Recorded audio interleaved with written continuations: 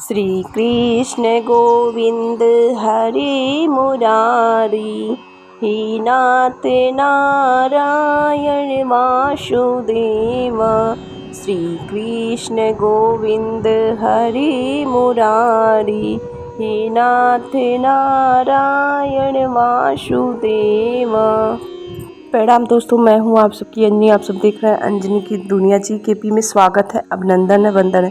तो चलिए दोस्तों, आने वाला है एकादशी। ज्येष्ठ मास का एकादशी कब है, उसका नियम क्या है, विधि क्या है और पूजा पाठ का कैसे करें और कब बाल धुलें और इसी प्रकार की सारी विधि और नियम जान लीजिए एक एक करके। तो चलिए दोस्तों स्टार्ट करते हैं। और पूजा पारण का शुभ मुहूर्त, सारी बातें एक एक करके आप सभी लोग जान लीजिए। आगे बढ़ने से पहले एक छोटी सी रिक्वेस्ट है, अगर हमारे लिए आप लोग न्यू हैं तो प्लीज़ चैनल को सब्सक्राइब कर दीजिएगा, नोटिफिकेशन को ज़रूर ऑन कर लीजिएगा, जिससे मेरी आने वाली वीडियो सबसे पहले आप तक पहुंचे। और एक छोटी सी और रिक्वेस्ट है कि लाइक कर दीजिएगा। एक लाइक से आपके हमें प्रेरणा मिलती है और कुछ करने का जज्बा। चलिए दोस्तों एक एक करके सारी जानकारी पारण का और पूजा का, एकादशी क्या है, कब है, तो चलिए एक एक करके सारे नियम जान लीजिए। तो दोस्तों मैं आप सभी को बताना चाहती हूँ कि इस बार ज्येष्ठ मास की एकादशी आपका पड़ने वाला है। बहुत लोग कंफ्यूज हैं। 2 दिन तो देखिए, गृहस्थ लोग पहला दिन करते हैं और जो वैष्णव वाला होता है वो दूसरा दिन, लास्ट दिन होता है। तो 2 दिन का लोग कंफ्यूज हैं। बहुत लोग कह रहे हैं 3 तारीख को है, बहुत लोग कह रहे हैं 2 तारीख को। तो जी हाँ, आपका ज्येष्ठ मास का व्रत जून में 2 तारीख को है दोस्तों, और दिन है आपका रविवार। ठीक है, तो 2 तारीख को आपको व्रत रहनी है। जो मतलब गृहस्थ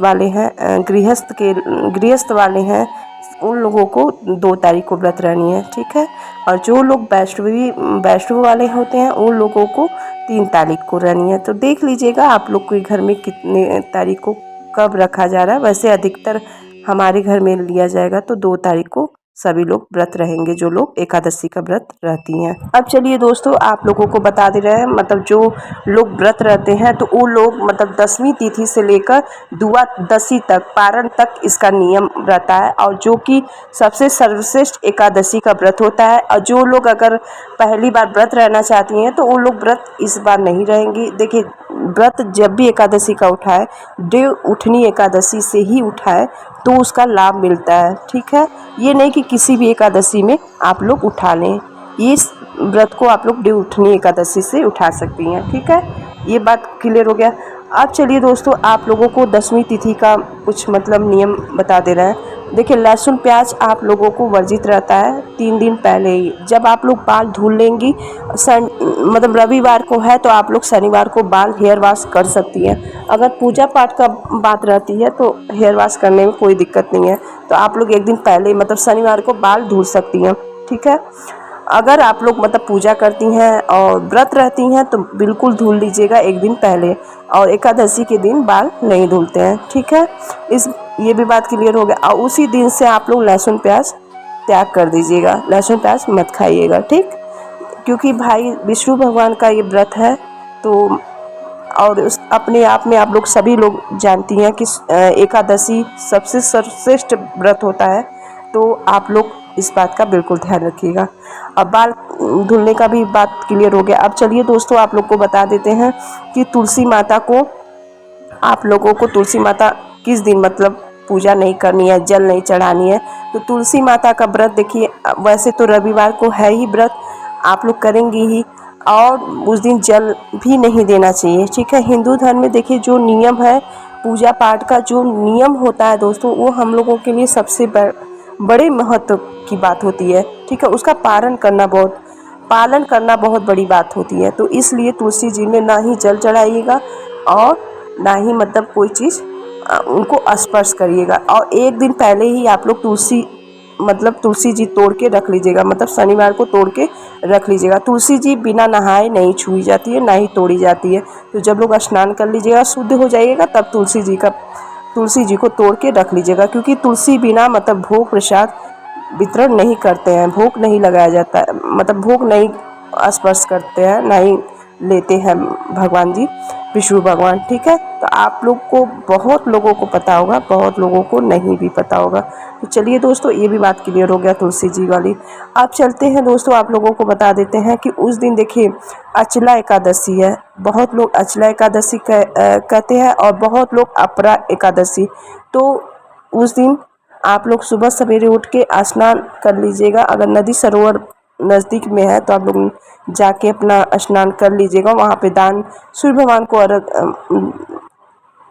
को अर्घ दीजिए। फिर इसके बाद पूजा पाठ करिए और पूजा पाठ करने के बाद आप लोग जो भी आप लोगों का मतलब नित्य कर्म है। और उस दिन देखिए दोस्तों, सोना नहीं होता है। उस दिन कथा, भागवत गीता, रामायण, सुंदरकांड, जो भी आप लोग को भक्ति का जो भी ग्रंथ है, आप लोग उस धार्मिक का पुस्तकें मतलब स्मरण करेंगी, ठीक है। ना ही किसी का निंदा चुगली से दूर रहिएगा उस दिन। व्रत वैसे तो हर व्रत में रहना चाहिए, पर एकादशी में खास तौर से, ठीक है। इस बात का बिल्कुल ध्यान रखिएगा। उस दिन सुबह सवेरे नहीं मतलब दोपहर में बिल्कुल सोना नहीं है, ठीक है। क्योंकि ये व्रत बहुत ही कठिन व्रत है दोस्तों। क्योंकि देखिए, व्रत केवल करने का नहीं, उसको निभाना भी बहुत ज़रूरी है। तो आप लोग ध्यान दीजिएगा कि सोइएगा मत। अगर मतलब जो ज़्यादा मतलब वृद्धा है, अवस्था है, नींद आ जाए तो आप लोग कोई चिंता करने की बात नहीं है। आप लोग नींद ले सकती हैं किसी वजह से। अगर नींद आ जाए तो तुलसी माता अपने मतलब आंचल में गांठ लगा के तब सोइएगा। नहीं तो क्या होता है, आपका जो व्रत का जो आपको फल मिलना चाहिए वो आपको त्रिजटा नाम की राक्षसी लेके चली जाती है, ठीक है। सुनने में आता है और यही मैं बताती भी हूँ अपने वीडियो में, ठीक है। देखिए, अब आ जाते हैं खाने पीने की बात है। तो उस दिन व्रत में देखिए दोस्तों, बहुत लोग सेंधा नमक का भी इस्तेमाल करती हैं, बहुत लोग फल फलार खाती हैं, ठीक है। तो आप लोग देख लीजिएगा कि आप लोग क्या खाती पीती हैं, उसी हिसाब से आप लोग खा पी लीजिएगा। अब चलिए दोस्तों, आप लोगों को एकादशी कब से आरंभ हो रही है वो बता देते हैं। तो आप लोग बने रहिए मेरे साथ। तो दोस्तों, आप लोग को बता दें, अपरा एकादशी का प्रारंभ हो रहा है 2 जून 2024 सुबह 5:04 पे स्टार्ट होगी और 3 जून को सुबह 2:41 पर समाप्त हो जाएगी। तो यही है, आप लोगों को देख लीजिएगा कि आप लोग कितने बजे से कैसे कार्य जो भी करना रहेगा आप लोग कर लीजिएगा, ठीक है। अब चलिए दोस्तों, आप लोगों को पारण का मतलब थोड़ा सा कुछ बता देते हैं कि पारण कैसे करेंगे। सुबह सवेरे उठ के दोस्तों, उसमें भी लहसुन प्याज नहीं खाया जाता है, एक टाइम, ठीक है। और एक ही टाइम जिस दिन पारण करेंगे एक ही टाइम भोजन करते हैं और वही टाइम पे पारण करने के बाद फिर आप लोग कोई भी अन्न नहीं खाएंगी शाम तक, ठीक है। रात में आप लोग खाना पीना लहसुन प्याज सब खा सकती हैं, पर दिन में एक ही टाइम आप लोग, यही नियम है दोस्तों। आगे आप लोग देख लीजिएगा कि आपके घर में क्या है क्या नहीं। आप लोगों को मैं मना नहीं कर रही हूँ, जो आपके घर में चल रहा है कैसे करती हैं आप लोग कर लीजिएगा, पर जो नियम है वो मैं बता दी हूँ। तो दोस्तों, आप लोगों को एक टाइम जिस दिन पारण करना उस दिन लहसुन प्याज नहीं खाना है और शुद्ध सात्विक भोजन करना है। जैसे कि लहसुन प्याज नहीं खानी है और देसी घी में ही कोई भी मतलब जो आपका मतलब फल फलार जैसे जो भी भोजन करेंगी वो देसी घी में या फार्चून तेल जो मूंगफली वाला आता है उसमें खाना बनना चाहिए। उसी में भोजन बनता है, उसी को लोग ग्रहण करते हैं। और सबसे पहले गौ माता को निकालिए और जो भी आप दान दक्षिणा करना चाहती हैं उसको कर लीजिए। तब इसके बाद पूजा पाठ करने के बाद, दान दक्षिणा करने के बाद, तब भोजन उसी टाइम पे जो हम टाइम बताएंगे आप लोग पारण करिए। इसमें देखिए दोस्तों, पारण का शुभ मुहूर्त पे ज़रूर पारण कर लेनी चाहिए। अगर बहुत सारी मतलब माताएं बहनों को मतलब सुबह भोजन करने का आदत नहीं होती है तो आप लोग क्या करिए, एक काम कर लीजिए, या व्रत उसके सुबह हो तो आप लोग घबराने की ज़रूरत नहीं है। उस दिन आप लोग क्या करिए, उसी टाइम पे जिस दिन एकादशी रहेंगी, पारण जिस दिन रहेगा, तो आप लोग क्या करिएगा, उसी टाइम आप लोग गंगा जल और तुलसी जी लेकर आप लोग मतलब उसको उसी को लेकर पारण कर सकती हैं, तुलसी जी और गंगा जल उसी टाइम पे, ठीक है। तो वो आपका नियम भी हो जाएगा और आपका व्रत भी खंडित नहीं होगी, कंटिन्यू चलेगी, ठीक है। 2 बातें हो गई। अब चलिए दोस्तों, आप लोगों को बता देते पारण में क्या नहीं खानी है। बैगन नहीं खानी है, ना ही मसूर की दाल खानी है और ना ही मतलब मूली खानी है, ठीक है। ये सब चीज़ से वर्जित रहिएगा, बचिएगा। जब पारण करिएगा या जब व्रत स्टार्ट करिएगा तब भी, ठीक है। और देखिए बहुत घरों में चावल नहीं बनती है दोस्तों, जो लोग व्रत रहती हैं वो लोग तो नहीं मतलब खाती हैं, पर उन लोगों के घर में चावल नहीं बनती है। इसमें देखिए व्रत रहिए चाहे न रहिए, उस दिन चावल न बने आपके घर में तो बहुत ही बेहतर है, उतना ही आपको फल मिलता है, ठीक है। तो बहुत लोग नियम का पालन पालन को बहुत लोग नियम के पालन को समझते हैं, तो बहुत अच्छी बात है। और परमपिता परमेश्वर श्रीमन नारायण आप सभी की हर मनोकामनाएं पूरी करें। और आशा करती हूँ कि आज की वीडियो आप सभी को बहुत अच्छी लगी होगी। अब चलिए दोस्तों आप लोग पारण का शुभ मुहूर्त जान लीजिए, उसी समय आप लोग पारण कर लीजिएगा, ठीक है। तो आशा करती हूँ कि आज की वीडियो आप सभी को बहुत पसंद आई होगी। तो पसंद आई होगी तो please like subscribe and share.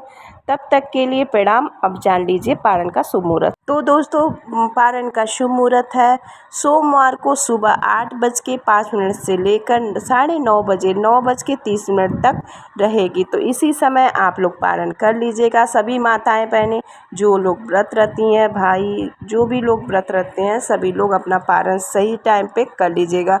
आप लोग 8 से लेके 9:30 बजे मतलब पारण कर लीजिएगा, ठीक है।